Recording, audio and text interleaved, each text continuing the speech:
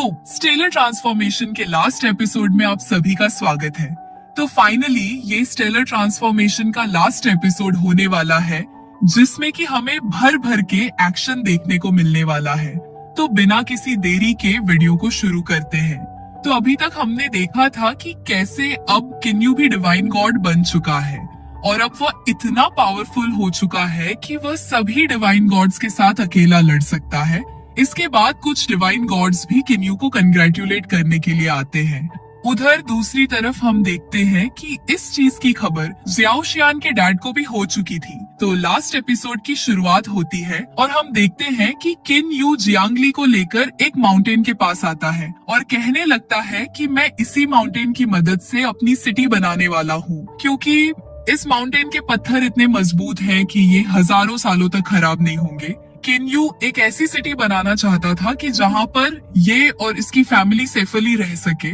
इसके बाद हम देखते हैं कि किन्यू अपनी पावर का जलवा शुरू कर देता है और अपना एक ही हाथ घुमाकर इस पूरे के पूरे पहाड़ को उखाड़ कर ऊपर ले जाता है। इसके बाद हम देखते हैं कि किन्यू वहीं पर एक जगह पर खड़ा होकर अपने हाथ की मदद से इस पूरे पहाड़ के टुकड़े टुकड़े कर देता है। जलवा है भाई का। इसके बाद ही हम देखते हैं कि अब फाइनली वह अपनी सिटी को बनाना शुरू कर देता है और हमें दिखाया जाता है कि जो सिटी किन्यू बना रहा है वह वास्तव में बहुत ही ब्यूटीफुल है। यहाँ पर देखते ही देखते किन्यू अपनी पूरी सिटी को कुछ ही सेकंड्स में बनाकर तैयार कर देता है। एक ये है जिसने एक ही जगह खड़े होकर हाथ को घुमा घुमा कर कुछ ही सेकंड्स में पूरी सिटी बना ली, और एक हम है कि जिनसे महीनों तक एक घर नहीं बनता। इसके बाद हम देखते हैं कि जैसे ही किन्यू की सिटी बनकर पूरी तरह से तैयार हो जाती है, तो उसके बाद किन्यू उसकी चारों तरफ एक बहुत ही मजबूत फॉर्मेशन बना देता है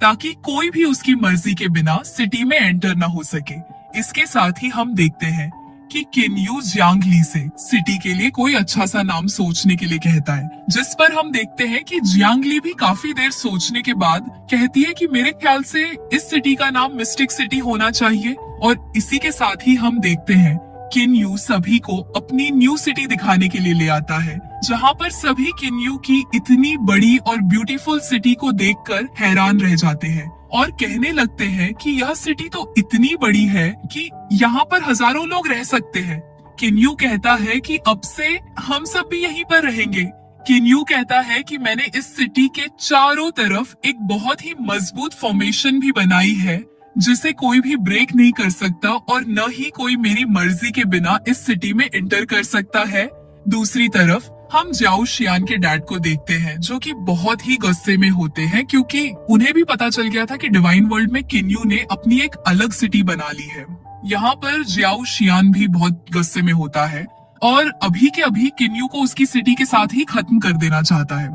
लेकिन बेचारा क्या करे, वो कुछ कर भी तो नहीं सकता ना। फिर यहाँ पर वो कहने लगता है कि हमें ग्रैंडफादर के एक्शन का इंतजार करना चाहिए, और यहाँ पर जियाओ शियान के डैड कहते हैं कि टियाजुन माउंटेन के आने से पहले हम इस किन्यू और इसकी सिटी को खत्म कर देंगे। इसके बाद ही हम देखते हैं कि जियाओ शियान के फादर अपने लोगों को लेकर सीधा किन्यू की सिटी के ऊपर पहुंच चुके होते हैं, और दूसरी तरफ सिटी में भी सभी लोग उनसे लड़ाई करने के लिए तैयार होते हैं। तभी हमें देखने के लिए मिलता है कि यहाँ पर जियाओ शियान के फादर अपना पहला हमला करते हैं, लेकिन हम देखते हैं कि जो फॉर्मेशन किन्यू ने इस सिटी के चारों तरफ लगाई हुई थी, वो इस हमले को आसानी से रोक लेती है। यहाँ पर जियाओ शियान के फादर को भी पता चल जाता है कि किन्यू ने सिटी के चारों तरफ बहुत ही मजबूत फॉर्मेशन बनाई हुई है। तभी यहाँ पर जियाओ यान आगे आते हुए कहता है कि हटो, मुझे ट्राई करने दो, और यहाँ पर वो अपनी स्वॉर्ड से एक बहुत ही खतरनाक हमला करता है। और हम देखते हैं कि तभी यहाँ पर किन्यू भी अपनी सिटी को प्रोटेक्ट करने के लिए मैदान में आ जाता है और उनके सभी हमलों को डॉज कर देता है। इसके साथ ही हमें देखने के लिए मिलता है कि यहाँ पर किन्यू अपना क्लोन भी बना लेता है इन सभी से फाइट करने के लिए। और इसके साथ ही हम देखते हैं कि यहाँ पर जियाओ कियोलिन भी पहुंच चुकी होती है किन्यू का साथ देने के लिए, जिसे देखकर जियाओ शियान के फादर भी सरप्राइज होते हैं। और क्योंकि अब किन्यू पहले से बहुत ही ज्यादा ताकतवर हो चुका था, तो इसीलिए वह जियाओ कियोलिन को अभी फिलहाल पीछे रहने के लिए कहता है और कहता है मुझे अपनी पावर चेक करनी है, तो अभी के लिए इन सभी को मुझ पर छोड़ दो। ये सब सुनकर ज्याओ शियान को गुस्सा आ जाता है और वह फौरन से किन्यू पर हमला करने के लिए आगे बढ़ता है। लेकिन हम देखते हैं कि यहाँ पर किन्यू की मदद करने के लिए यूफिंग भी आ जाता है, जो कि अपनी पावर की मदद से इन सभी को ट्रीज में ट्रैप करने की कोशिश करता है। यहाँ पर जैसे ही ज्याओ शियान के फादर अपनी स्वॉर्ड की मदद से इन ट्रीज को काटते हैं,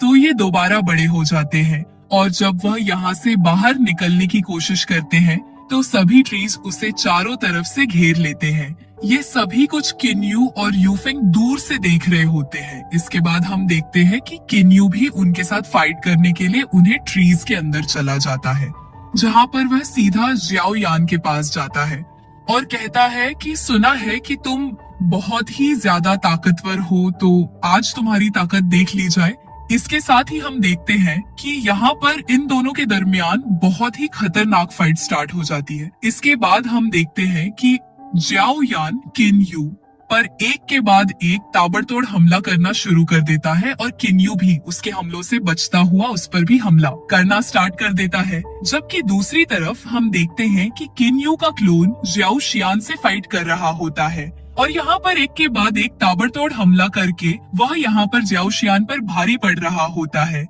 और हम देखते हैं कि आखिर में किन्यू का क्लोन ज्याओ शियान पर एक बहुत ही जबरदस्त पंच मार देता है। उधर दूसरी तरफ हम देखते हैं कि किन्यू और ज्याओ यान के दरमियान बहुत ही खतरनाक फाइट चल रही होती है और दोनों ही एक दूसरे को बराबर की टक्कर देते हुए लाइट की स्पीड से एक दूसरे से फाइट कर रहे होते हैं और बहुत ही खतरनाक तरीके से एक दूसरे के अंदर टकरा टकरा कर फाइट कर रहे होते हैं। इसके बाद ही हम देखते हैं कि ज्याओ शियान के फादर इस ट्री वाली फॉर्मेशन को तोड़ने में कामयाब हो जाते हैं और हम देखते हैं कि अब ज्याओ शियान के फादर और बाकी सब भी अब किन्यू के सामने आ जाते हैं। यहाँ पर किन्यू उनसे दोबारा से फाइट करने के लिए रेडी था, लेकिन हम देखते हैं कि फादर ऑफ डिवाइन गॉड्स ये सब कुछ देख रहे होते हैं और ज्याओ शियान के फादर से वापस लीफिया सिटी आने के लिए कहते हैं और कहते हैं कि अब किन्यू को मैं संभालता हूँ। इसके बाद ही वह सब यहाँ से जाने लगते हैं, लेकिन हम देखते हैं कि पहले तो किन्यू उन सभी को यहाँ से जाने देता है,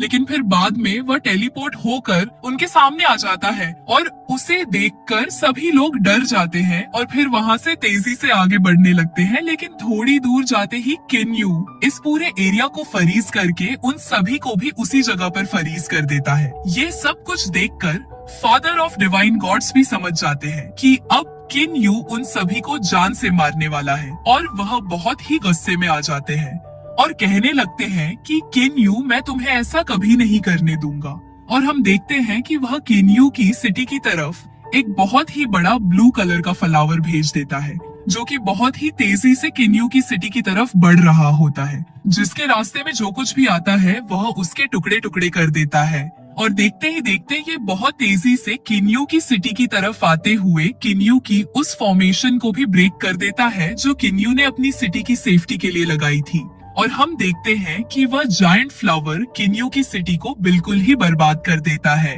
उधर दूसरी तरफ हम देखते हैं कि किन्यू ने आज इन सभी को यहाँ पर खत्म करने का प्लान बना लिया होता है। ये सब देखकर ज्याओ शियान के फादर किन्यू को ऐसा करने से मना कर रहे होते हैं, लेकिन किन्यू किसी की नहीं सुनता और यहाँ पर सबसे पहले वो अपनी स्वॉर्ड की मदद से ज्याओ शियान को घेर कर उसे बुरे तरीके से मार डालता है और कहता है कि अब मैं लीफिया सिटी में कोई भी डिवाइन गॉड नहीं रहने दूंगा। यहाँ पर किन्यू ने ज्याओ शियान के फादर के सामने ही उसके बेटे को बुरी तरह से मार डाला। यहाँ पर ज्याओ शियान के फादर सोचने लगते हैं कि अभी तक फादर ने कोई एक्शन क्यों नहीं लिया, जबकि उधर दूसरी तरफ हम देखते हैं कि फादर ऑफ डिवाइन गॉड्स भी बहुत ही गुस्से में आ चुके थे और उन्होंने अपनी स्वॉर्ड को भी बाहर निकाल लिया था। जबकि दूसरी तरफ हम देखते हैं कि किन्यू ने अपना दूसरा हमला भी कर दिया था, जो कि सीधा ज्याओ यान पर होता है और यहाँ पर ज्याओ यान शील्ड लगाकर बचने की कोशिश करता है, लेकिन कोई फायदा नहीं होता और वह भी यहाँ पर मारा जाता है।